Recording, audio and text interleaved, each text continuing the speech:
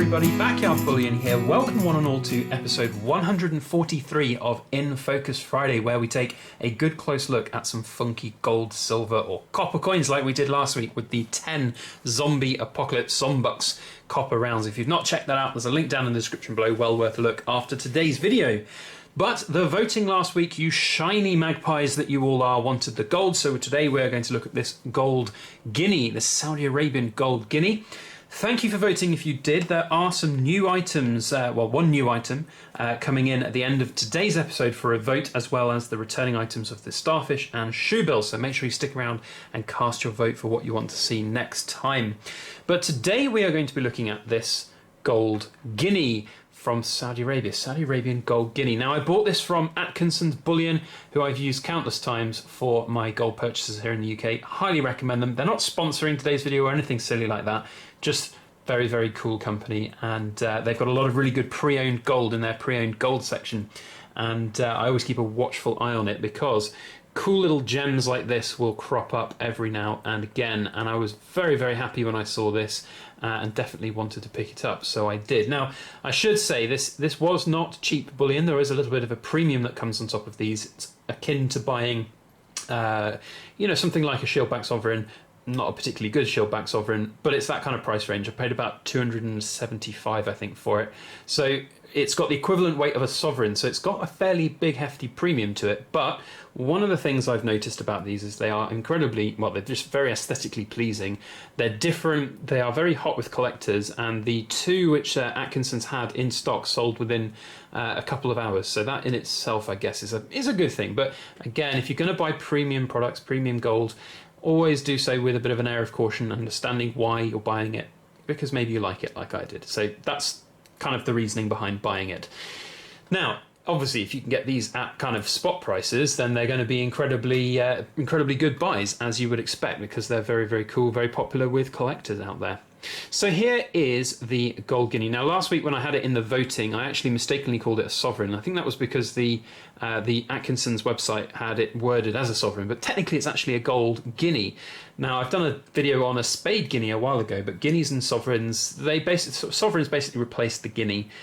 Guineas, in the UK anyway, had slightly higher pound value, actual real money value because of inflation and gold prices and all of that jazz. They were replaced by the sovereign. Now, the Saudi Arabian sovereign that we have here is relatively modern. It's not anywhere stretching back to the old old times of the 1800s, but these were made in two specifically is 1950 and 1957. So I'm just going to recap some of the information that I've found out about them, which I think is really fascinating. So these, for those who don't know, Saudi Arabia, of course, is a Middle Eastern country. It's got a phenomenal wealth in oil. But one thing that a lot of people don't realize is that it's also got a very large and very productive gold mine. And these gold sovereigns were created with gold that came out of that mine over 60 years ago in 1950 and 1957, which I think is quite fascinating, really. And as I said at the start of the video, they're very, very popular, and I really do think they're very cool indeed. Now, the design themselves has very much that kind of that sort of Saudi Arabia, Middle Eastern aesthetic look and feel with the kind of Sanskrit. It's not really Sanskrit, I know that. I just don't know what the translations are. If there's anybody out there who can translate this, then please do let me know. My kind of limited amount of research that I've been able to do hasn't come up with any kind of reliable kind of translations on all of these. So if you can find out, if you know, then please do comment down below. And I'm sorry that I haven't been able to find out and tell you exactly what all of the translations are. But I think they look pretty cool. In terms of the weight, it's the same as a sovereign. So it's actually 22 karat gold, the same fineness as a sovereign as well. It weighs 7.98 grams. I've weight tested this one and it weighs, well, on my scales, it weighs 7.97. I'm not worried about it being slightly underweight. You can see the palm trees here on the left and right. They're slightly worn, which would suggest that this one's been handled a fair amount, and it's not in any great condition. It's basically just it's just a bullion piece of gold, but it's got a bit of a collector's twinge to it. So on these ones here, again, you can see that it's got a little bit of wear on those, so that's maybe where the weight is coming off it a little bit. But that means that overall it's basically the same as a sovereign in terms of its weight and gold content. It's got a really nice gold look to it, really shiny look to it, which I really like actually. It's very, very tactile. and you can feel the sort of raised parts of the coin when you rub your fingers over it. Really very cool indeed. Now so the Guinea part of it, that is what we are looking at, and the number here you see at the bottom there, 1, that represents Guinea. So it is legal tender currency in that sense, although I don't know technically if it is still legal tender. I don't know if you can actually, I certainly know that it's got an equivalent value of face value of 40 reals, which I don't know if that technically means it's legal tender if it's got the 1 Guinea part on it, but it's 40 reals. I don't know, but the point is, it's very it's just gold. It's kind of whole value in terms of the gold. That is the most important thing. In terms of minting, this is very interesting. I don't know which year this one is from. There were 2 years that said that they were minted from, 1950 and 1957. In 1950, they were minted in Pakistan at the Lahore, Pakistan official mint.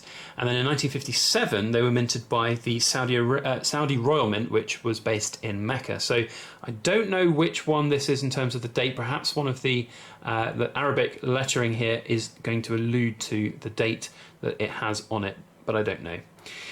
Now, I purchased this because I really like it, and it's not the first Middle Eastern style coin that I have got my hands on. And recently, I got back from Numistaka a coin which I had gifted to me by a customer. Now, for those of you who've been following my channel for a long time, you'll remember this one. Now, we got it graded just simply because you probably won't be able to see on this, well, maybe just from the side there. It's an incredibly thin and delicate coin, and it's actually 1,302 years old. So this is now my second kind of Middle Eastern style coin. I actually really like them. Like it's really the history behind this coin in particular. The 1,300-year-old coin is incredible. Now, I'm not going to look at the details grade here, obverse scratch. It's 1,300 years old. Of course, it's not going to be perfect in any way. The reason we got it graded was to protect it, to also authenticate it as well, because we just, if ever it came to a point where we wanted to sell it, this is kind of in the permanent stack because it was a gift to me from a customer. But if ever it was going to come up for sale, to have it authenticated is, I think, quite important. So there you can see all of the details, and or details grade, as you can see. So yeah, Middle Eastern coins, quite fun. I actually really like them, and this gold sovereign is the second in that kind of collection, I suppose now it is, of these, and I will be on the lookout for more of them at decent prices. I'm not sure I'll pick up very many more of these. They're kind of a one in a set or one in a collection type coins. If you've got them, then you can enjoy them, but I wouldn't go out and stack vast quantities of these simply because of their kind of price point, and unless of course you get them at spot price, in which case you can stack them all day long. So there we go. That is the gold guinea, the Saudi Arabian gold guinea. Do let me know your thoughts on it, whether you've got some, whether you would like to get some, whether you've seen any in your travels to Saudi Arabia. I think they're pretty cool, and I heard tales of them being readily available in the gold bazaars of Mecca and various other places. So I'm sure they're not an uncommon thing. Actually, that's one thing I haven't talked about, mintage. So I believe that there were 2 million of each year, so 4 million in total. That's what I'm reading. So fairly big mintages in these. So they're not necessarily very rare, but they're quite uncommon to see come up for sale. You might imagine that a lot of them are probably hoarded away in various gold stashes in the Middle East, perhaps. So yeah. Anyway, let me know your thoughts on this gold guinea, as well as the silver dirham that we have here as well. If you've got any gold guineas, let us know.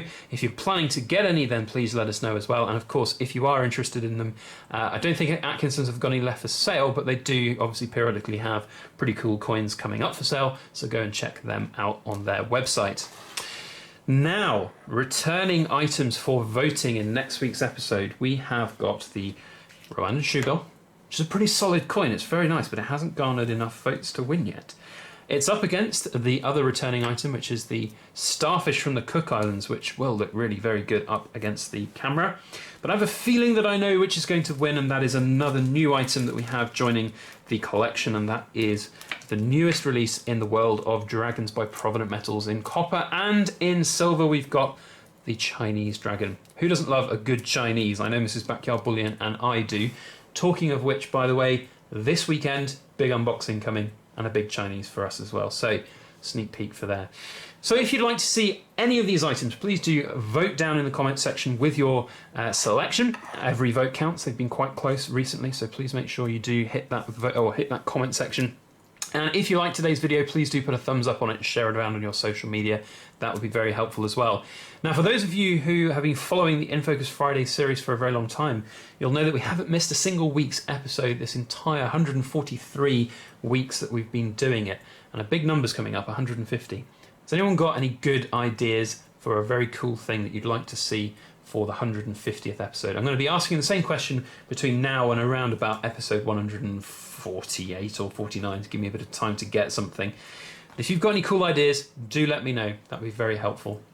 Otherwise, have a fantastic weekend. I hope you all enjoy the massive unboxing that we've got coming out on Sunday. Tomorrow, Saturday, we've got a really cool selection of coins from Silver Stan on the Silver Forum, so make sure you stick around and catch that as well.